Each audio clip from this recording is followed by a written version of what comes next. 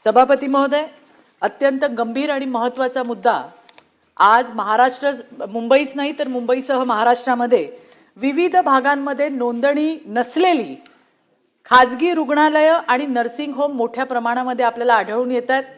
बरीच उदाहरणं आपल्याकडे आहेत, तीही आपल्याला सांगता येतील।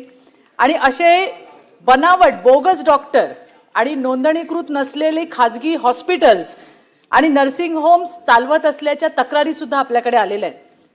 सभापती महोदय, बऱ्याच ठिकाणी अधिकृत वैद्यकीय पात्रता नसलेली असे जे डॉक्टर्स आहेत ते त्या ठिकाणी काम करताना दिसतात। ऑपरेशन थिएटर असेल, आयसीयू असेल किंवा तपासणीसाठी यांच्याकडे आवश्यक परवानग्या नसतात। स्वच्छता आणि सुरक्षा नियमांचं सर्रास उल्लंघन त्या ठिकाणी केलं जातं। रुग्णाची आर्थिक फसवणूक होते आणि अशा गंभीर परिस्थितीत रुग्णांना तात्काळ योग्य उपचार सुद्धा सभापती महोदय त्या ठिकाणी मिळत नाहीत। Bombay nursing homes registration act number 1949, Maharashtra medical practitioners act 1961, national medical commission act 2019 या कायद्यांनुसार नोंदणी नसताना वैद्यकीय सेवा देणे दंडनीय अपराध आहे, बेकायदेशीर आहे। तरी सुद्धा त्या ठिकाणी मुंबईसह राज्यामध्ये असे इस्पितळं चालवली जातात। काही उदाहरणं मी सांगू इच्छिते। 2025 मधले चेंबूर येथे एका माणसाने ओम क्लिनिक नावाचं एक खाजगी हॉस्पिटल त्या ठिकाणी उघडलं। एक रिक्षा ड्रायव्हर, गरीब रिक्षा ड्रायव्हर त्याच्याकडे उपचारासाठी गेला। त्या डॉक्टरने, मी स्वतःला डॉक्टर आहे असं सांगून त्याला इंजेक्शन दिलं आणि त्याच्यामध्ये त्याचा मृत्यू झालेला आहे। त्याच्याकडे तपासामध्ये कुठलीही वैद्यकीय पदवी नव्हती, कुठल्याही त्याच्या हॉस्पिटलचं नोंदणीकरण झालेलं नव्हतं। उल्हासनगरमध्ये 7 वर्षापासून बोगस दवाखाना चालवला जात होता, त्याच्याकडे पण कुठली वैद्यकीय पदवी आणि परवाना नव्हता। सभापती महोदय, गोवंडीमध्ये 3 वर्षापासून एक माणूस रुग्णांवर उपचार करतोय, औषधांचे प्रिस्क्रिप्शन देतोय। खोडके साहेब, तो फक्त 10वी पास निघाला। त्याचबरोबरीने भिवंडी ठाण्यामध्ये पण पोलिसांनी वेगळ्या वेगळ्या ठिकाणी त्या ठिकाणी कारवाई केले, ते वेगळ्या वेगळ्या ठिकाणी हॉस्पिटल चालवत होते।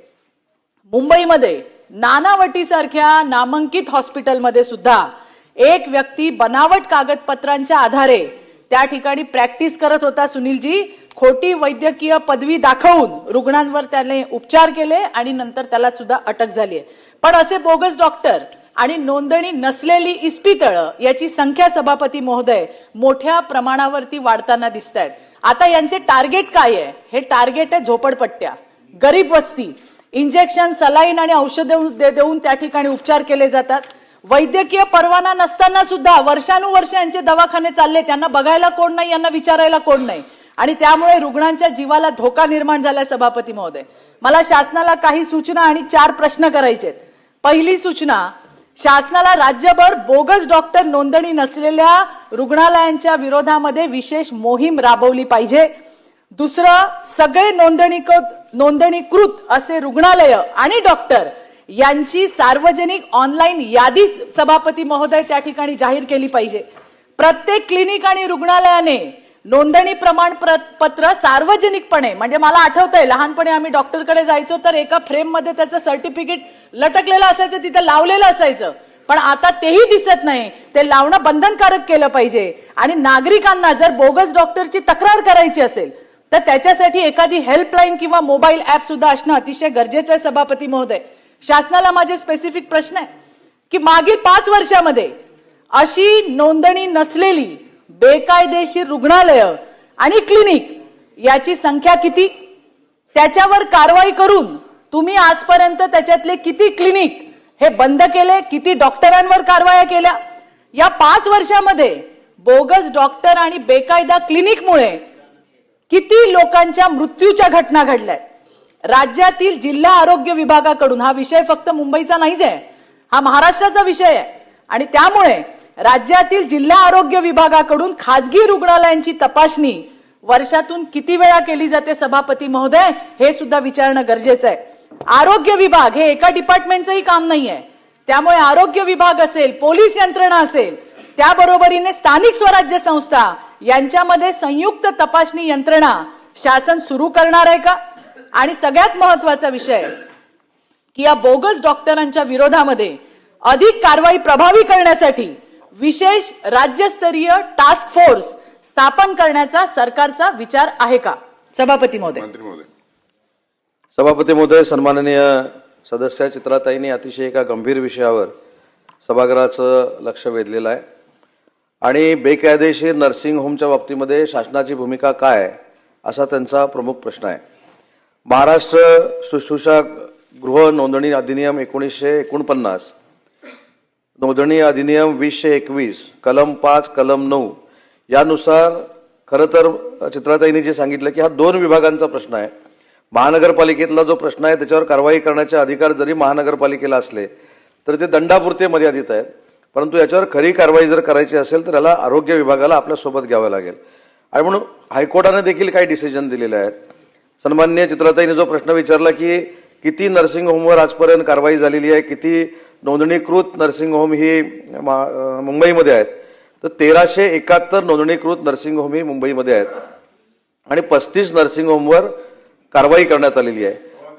पण याच्यामध्ये सगळ्यात महत्त्वाचा मुद्दा आहे की महाराष्ट्रामध्ये असेल किंवा मुंबईमध्ये असेल, जी बोगस नर्सिंग होम सुरू आहेत त्या बाबतीमध्ये देखील हायकोर्टानं स्पष्ट असं म्हटलेलं आहे की याच्याबाबत महानगरपालिका किंवा संबंधित यंत्रणा यांनी तातडीनं कारवाई केली पाहिजे. आणि म्हणून सन्मान्य सदस्य चित्राताईंची जी प्रमुख मागणी आहे की कुठेतरी टास्क फोर्स निर्माण केला पाहिजे, एक समिती गठीत केली पाहिजे आणि म्हणून नगरविकास खात्याचे अतिरिक्त मुख्य सचिव आणि आरोग्य विभागाचे अतिरिक्त मुख्य सचिव यांच्या दोघांच्या प्रमुख हे दोन्ही प्रमुख असतील या समितीचे आणि हे दोघेही प्रमुख महाराष्ट्रातला आणि मुंबईतल्या नर्सिंग होमचा आढावा घेतील, जी अनधिकृत आहेत त्याच्यावर कारवाई करतील आणि पूर्ण जो महाराष्ट्राच्या नर्सिंग होमचा अहवाल आहे तो पुढच्या अधिवेशनाला आपल्या पटलावर ठेवतील. आणखी एक त्यांनी जे सांगितलं होतं, काही उदाहरणं दिली होती, काही बोगस डॉक्टर आणि काही त्या संदर्भामध्ये नाही. सन्मान्य सभापती महोदय, सन्मान्य सदस्यांनी जो मुद्दा या ठिकाणी मांडला त्याच्या पार्श्वभूमीवर 35 नर्सिंग होमवर मुंबईमध्ये कारवाई केलेली आहे. त्याच्यामध्ये सदस्यांनी सांगितलेली वस्तुस्थिती खरी आहे की चेंबूर असेल, कुर्ला असेल, गोवंडी असेल याच भागामधली ही 35 नर्सिंग होम आहेत. परंतु हा नुसता 35 नर्सिंग होमचा काही प्रश्न नाही, हा महाराष्ट्रातल्या आणि मुंबईतल्या राज्यातल्या नर्सिंग होमचा प्रश्न आहे. म्हणून मी सांगितलं की नुसत्या SES नगरविकासची कमिटी नेमून उपयोगाची नाही, त्याच्यामध्ये हेल्थचे देखील SES किंवा प्रधान सचिव असले पाहिजेत. तर दोघांच्या संयुक्त बरोबर ना प्रमुख अध्यक्षतेखाली ही समिती नेमली जाईल. याचा पूर्ण अहवाल पुढच्या अधिवेशनापर्यंत आणला जाईल. जी अनधिकृत नर्सिंग होम आहेत त्याच्यावर कारवाई केली जाईल आणि नक्की महाराष्ट्रामध्ये अधिकृत किती होती आणि अनधिकृत नर्सिंग होमवर किती कारवाई केली हा अहवाल पटलावर ठेवला जाईल.